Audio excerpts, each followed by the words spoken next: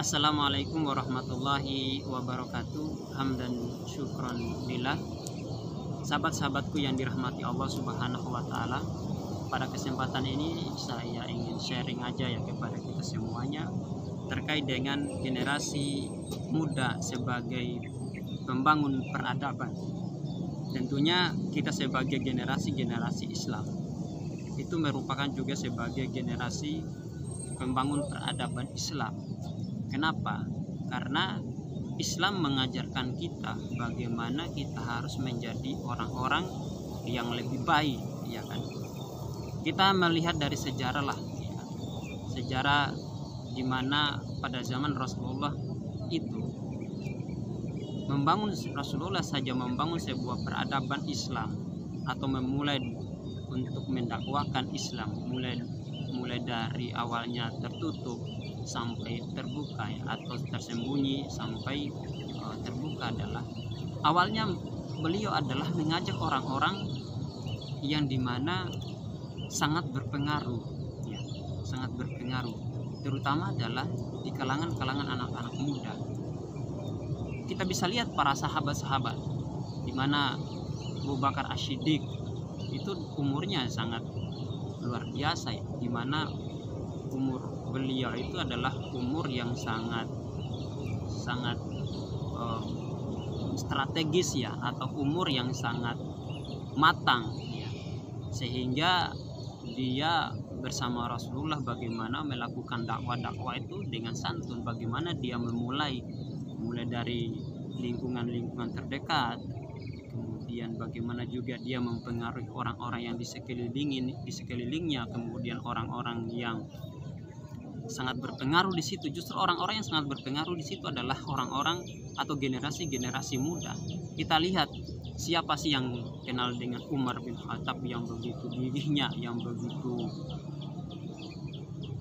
sangat ditakuti oleh orang-orang Quraisy pada saat itu, ya kan? Dia masih muda, tetapi ketika Rasulullah berhasil mengajak Umar untuk masuk Islam, justru disitulah mulai peradaban Islam atau dakwah Islam itu sudah mulai terang-terangan, ya kan? Kita bilang justru siapa yang tidak kenal dengan Ali, ya kan? Ali di usianya yang sangat masih kecil ya, belum tahu berapa ya usianya itu, 7 atau berapa tahun itu, 10 ya.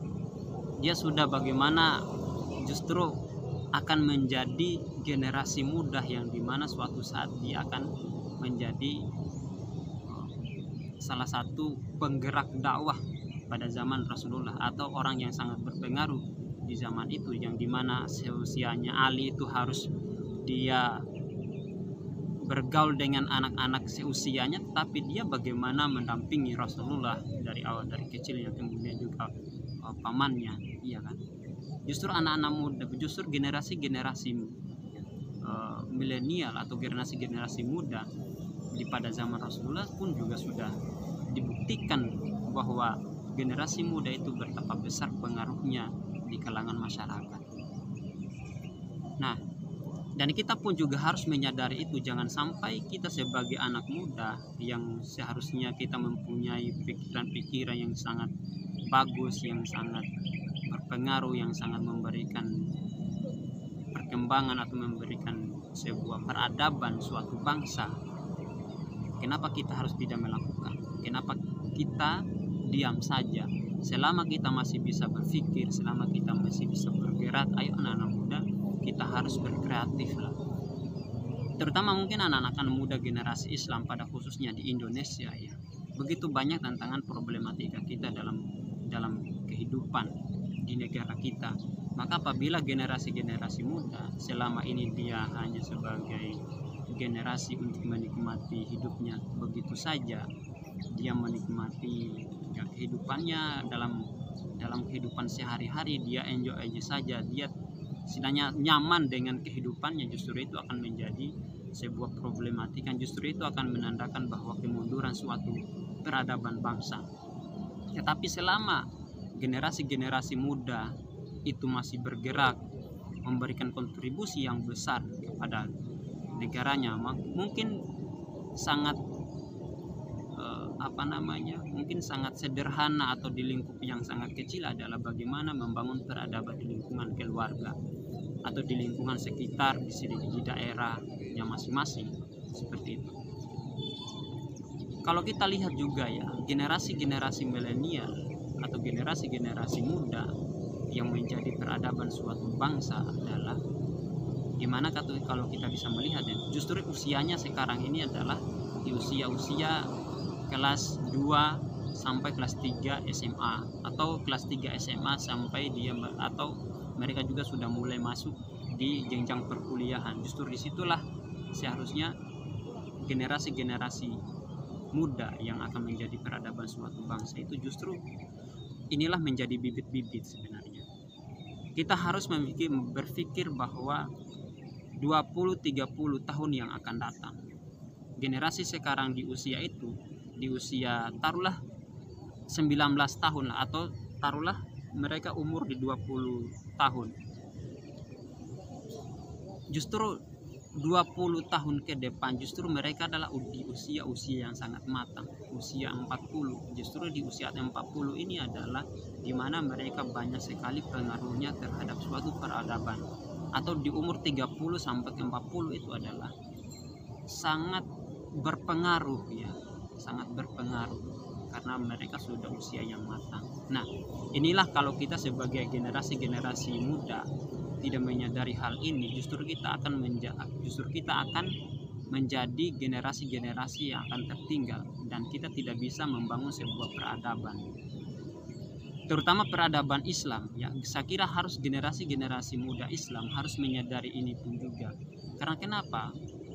Terutama di dunia dakwah, pengetahuan terkait dengan ilmu-ilmu agama harus dipadukan dengan ilmu-ilmu umum. Bagaimana ilmu umum itu bagaimana juga harus dikorelasikan dengan ayat-ayat Al-Quran, bagaimana dikomparasikan. Jangan sampai ada dikotomi ilmu pengetahuan, karena kalau ilmu pengetahuan terjadi dikotomi justru itu akan menjadi berbahaya. Karena kenapa? Karena di ilmu pengetahuan yang umum ketika tidak dikenalkan dengan ajaran-ajaran agama, justru ini akan menjadi berbahaya. Ini akan menjadi berbahaya. Padahal itu adalah agama, itu merupakan sebuah pedoman, terutama Al-Quran dan As-Sunnah. Itu merupakan pedoman hidup kita hidup di dunia ini. Karena itu adalah jalan kita, bagaimana kita mau melakukan sesuatu. Ketika kita mau mengerjakan sesuatu harus mempunyai landasan seperti itu. Karena selama ini kan Islam dikonotasikan sebagai peradaban yang sangat mundur. Justru sebenarnya ini adalah pembodohan ya, kalau menurut saya ya. Padahal kalau kita melihat dari sejarah juga, di mana peradaban Islam pada zaman-zaman khalifah ya, pada zaman Khulafaur Rasyidin, pada zaman itu Bani Umayyah, itu justru peradaban Islam sangat maju ya kan. Tetapi justru kenapa Islam sangat mundur ya, kenapa peradaban Islam hancur? Pertama adalah karena mereka sudah mulai meninggalkan Al-Quran, tafsir Al-Quran, kemudian lebih fokus kepada ilmu yang umum, lebih kaji dengan ilmu-ilmu yang umum. Bagaimana tafsir Al-Quran itu sudah mulai ditinggalkan, bagaimana Al-Quran sudah mulai ditutup ya. Justru itu sehingga amalan-amalan agama sudah mulai ditinggalkan, karena mungkin pada saat itu adalah sudah merasa bahwa mereka sudah mengetahui ilmu agama sehingga tidak penting lagi untuk membuka Al-Quran. Padahal itu sangat salah. Sehingga berjalan dengan waktu ya, sehingga sangat mudah ketika ada, mungkin teman-teman bisa membaca perang salib, bagaimana menyerang peradaban Islam pada zaman Yunani, pada zaman Habasyia ya. Itu kita bisa membuka membuka-buka sejarah. Itu sangat luar biasa peradaban Islam pada saat itu, sehingga terjadilah perang salib. Justru perang salib itu adalah yang diadakan oleh orang-orang yang non sebenarnya. Kalau kita membuka sejarah pada saat itu, justru mereka ada sebuah misi bagaimana Islam itu akan dihancurkan. Nah, kita sebagai generasi muda Islam, terutama kita di Indonesia, adalah bagaimana hal ini pun juga harus kita sadari. Tidak menutup kemungkinan peradaban Islam di Indonesia itu akan semakin berkurang kalau generasi mudanya tidak ada kesadaran terkait dengan peradaban suatu bangsa atau peradaban Islam itu sendiri. Jadi marilah kita bersama-sama membangun sebuah peradaban, mungkin dari hal-hal kecil yang saya sampaikan tadi, mungkin terkait dengan pendidikan, kemudian terkait dengan ilmu-ilmu agama. Harus kita saling mengingatkan terkait dengan itu. Kita saling terbuka antara satu sama lain dengan ilmu-ilmu agama. Karena kenapa? Justru dulu itu, ya saya juga masih SMA itu, justru sekolah-sekolah agama itu sangat menurut saya didiskriminasi, atau jurusan agama itu sangat didiskriminasi dan dikonotasikan bahwa di sekolah-sekolah agama itu adalah kurang maju, dan banyaklah ya, itu saya alami sendiri, sehingga orang pengen berbondong-bondong masuk ke sekolah-sekolah umum karena mereka diajarkan berbagai macam hal, padahal justru itu sangat pembodohan menurut saya, ya, sangat salah sama sekali. Karena itu tadi, mulai dikotomi pendidikan, dikotomi ilmu pengetahuan itu sudah mulai atau diadakan di sekolah-sekolah seperti itu. Jangan sampai terjadi. Mungkin itu mudah-mudahan kita sebagai anak-anak muda atau generasi peradaban Islam, ya, suatu bangsa, harus ada kesadaran lah terkait dengan itu, sehingga kita bisa mengeratkan ukhuwah persaudaraan, ya, kemudian juga kita saling bekerja sama, saling sharing antara satu sama lain, sehingga kita bisa bersama-sama membangun peradaban suatu bangsa. Mungkin demikian, lebih dan kurangnya mohon maaf. Billahi fisabilil haq fastabiqul khairat. Wassalamualaikum warahmatullahi wabarakatuh.